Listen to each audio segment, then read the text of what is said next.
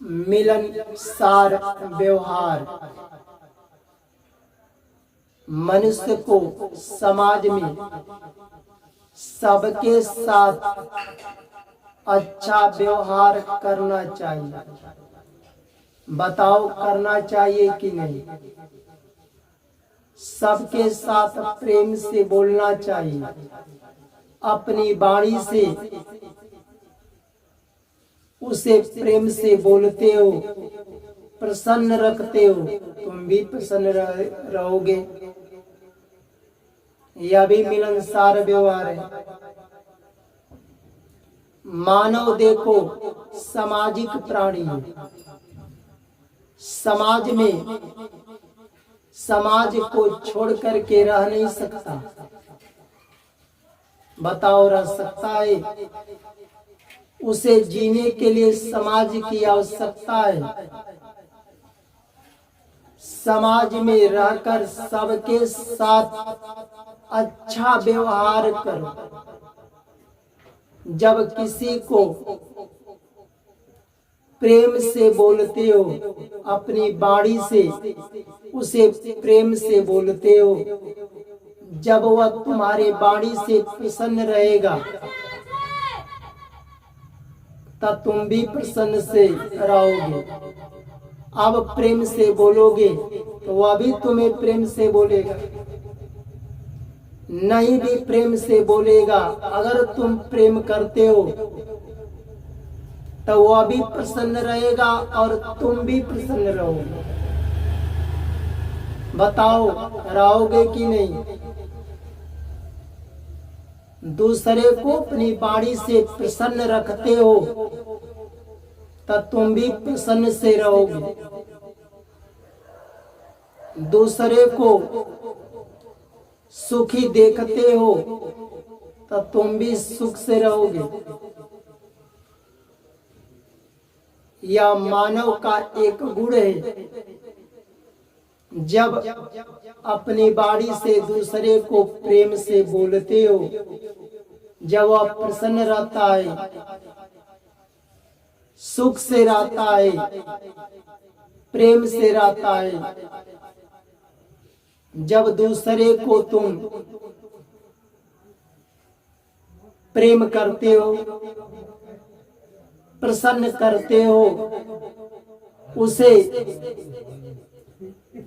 सुख से देखना चाहते हो, तुम भी प्रेम से रहोगे, प्रसन्न से रहोगे, सुख से रहोगे। यह एक गुण है। कई बार देखने में आता है कि अगर कोई भी तुमसे द्वेष करता है, ईर्ष्या करता है, वह पहले से तुमसे द्वेष करता था, चाहे झगड़ता था, मार करता था, गाली देता था, ईर्ष्या रखता था, वह भी अगर तुमसे बोलना चाहता है तब तुम उसके साथ प्रेम से बोलो, अच्छा व्यवहार करो। अब उसके अंदर पहले यह मत सोचो कि पहले हमसे ईर्ष्या करता था, द्वेष करता था, मार झगड़ा करता था, हमारी निंदा कमी निकालता था, हमें गाली देता था। अब इन अवगुणों को मत देखो। अगर वह तुमसे बोलना चाहता है, भले पहले द्वेष करता था, ईर्ष्या करता था, बोलना चाहता है तो उसके पीछे के अवगुण को मत देखो, उसके साथ अच्छा व्यवहार करो, प्रेम से बोलो। धीरे धीरे जब अच्छा व्यवहार करोगे, प्रेम से बोलोगे, तो जो पहले ईर्ष्या करता था, द्वेष करता था, धीरे धीरे वह कम होगा और ईर्ष्या करना, द्वेष करना छोड़ भी देगा।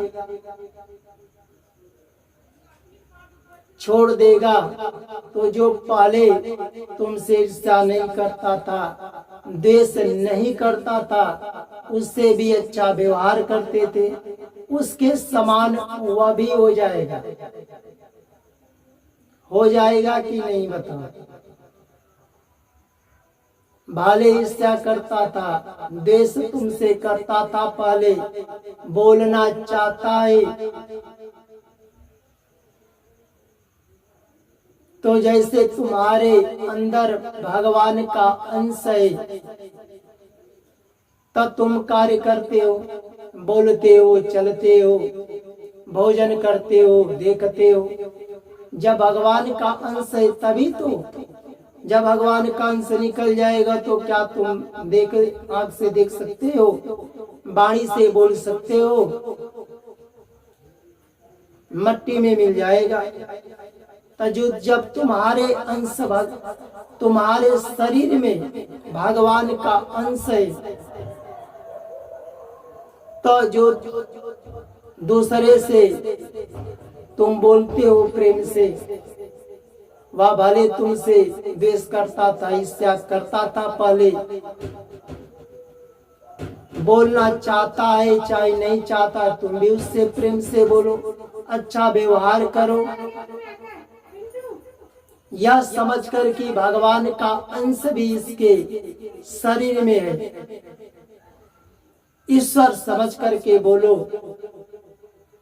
अच्छा व्यवहार करो, प्रेम से बोलो, तो धीरे धीरे जो पहले ईर्ष्या करता था, द्वेष करता था, कम हो जाएगा, तुमसे भी अच्छा व्यवहार करने लगेगा।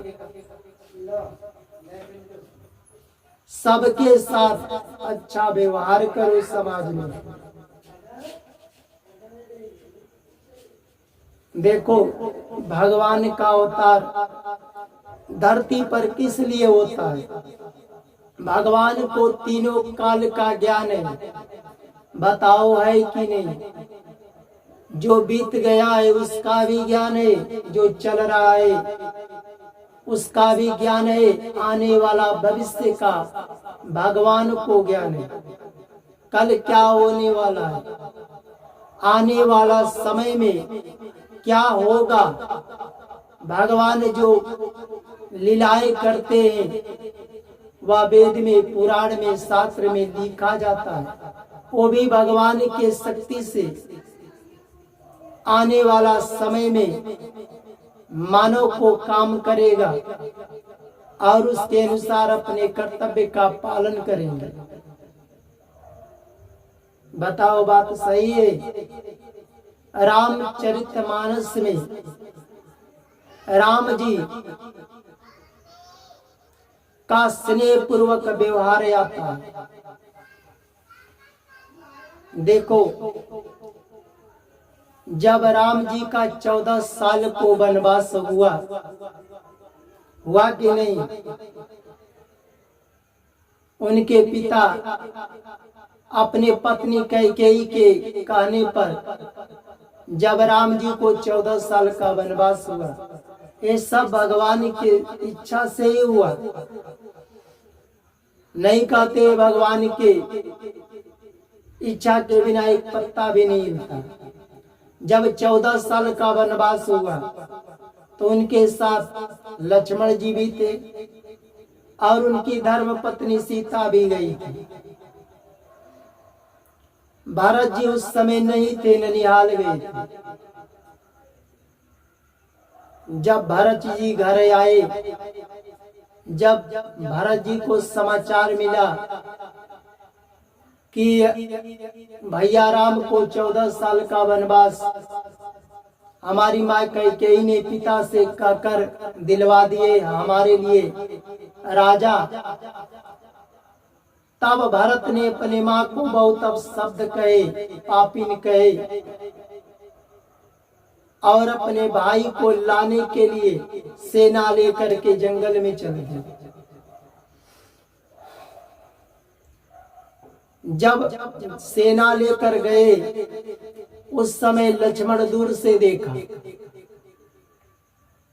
तो लक्ष्मण जी यही सोचने लगे, समझने लगे, लग रहा है कि इस राजा पाकर के अभिमान हो गया है।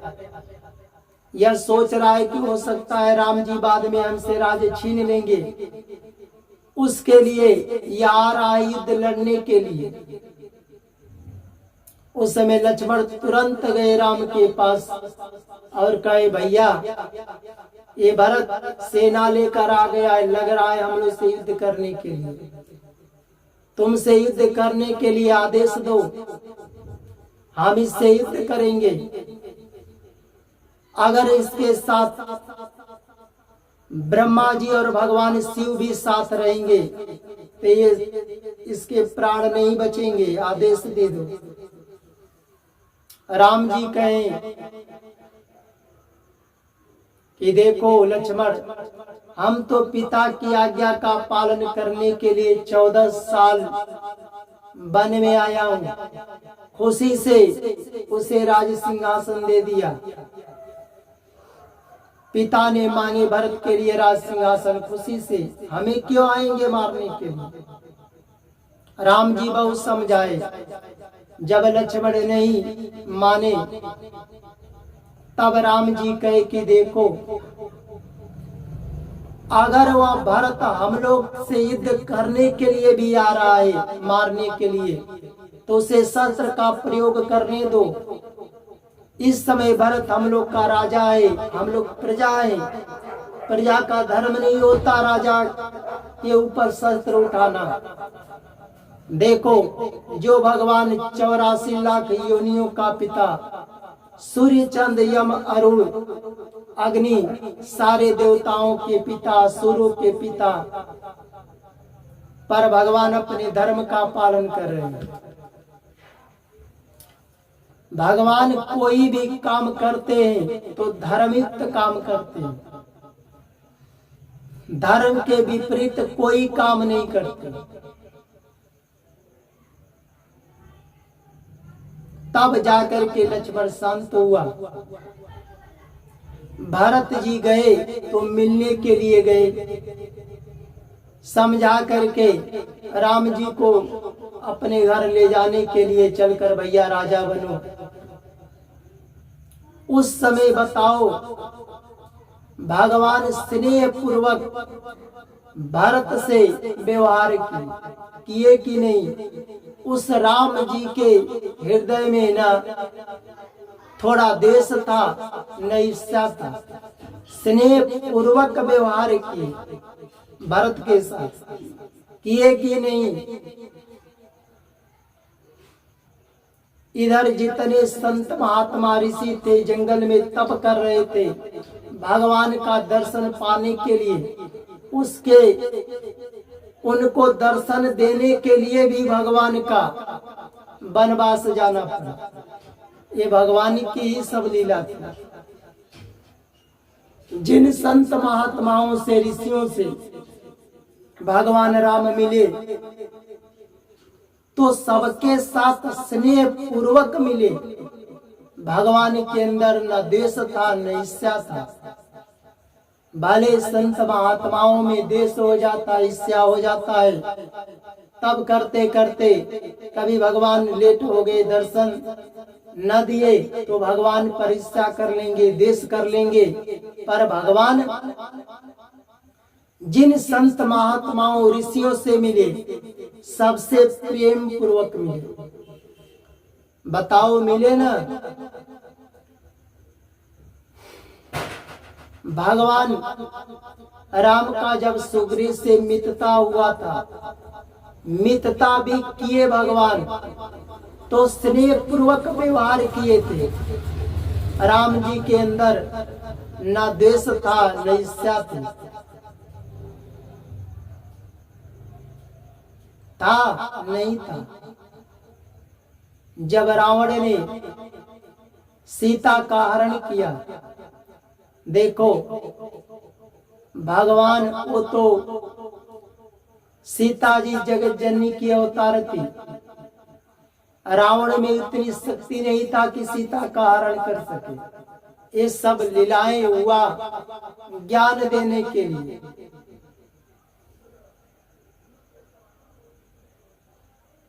उस समय विभीषण क्या थे? भगवान के भक्त थे, भक्ति करते थे।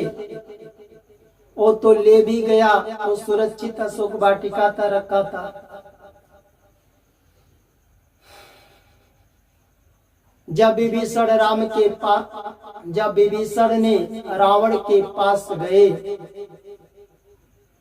तो भले रावण राजा था, विभीषण क्या कहे कि हे भैया, जिस स्त्री को तूने हर करके लाए हो, चाहे वह जगदम्बा हो चाहे किसी की भी स्त्री हो, वह तुमसे प्रेम थोड़ो किए, जबरन हर करके लाए हो। वह अपने पति के लिए विलाप कर रही है। किसी भी स्त्री को जबरदस्ती हर करके नहीं लाना चाहिए। जिसकी स्त्री है उसे ले जाकर दे दो और क्षमा मांग लो।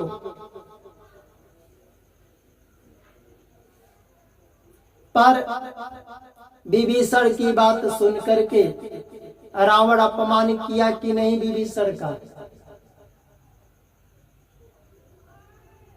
जब रावण ने नहीं माना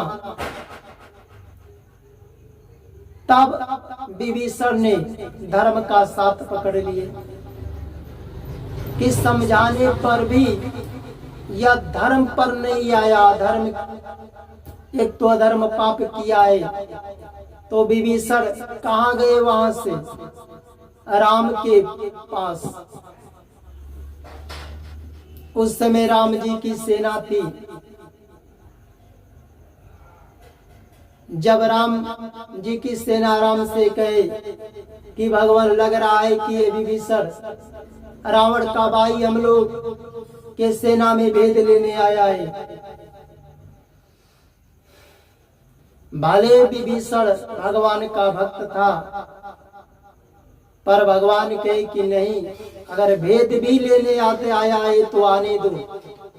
उसे भी भगवान राम ने अपने पक्ष में रखे विभीषण को और स्नेह पूर्वक व्यवहार किए।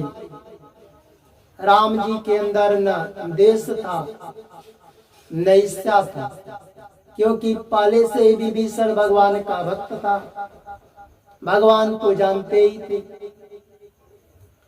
जब विभीषण भक्त था, प्रेम करता था भगवान से, तो भगवान भी स्नेह पूर्वक व्यवहार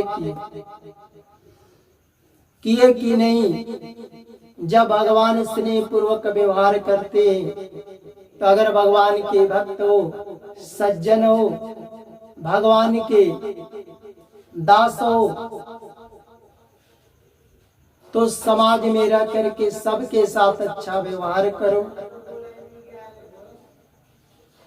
सबसे प्रेम से बोलो, अपनी वाणी से खुश करो,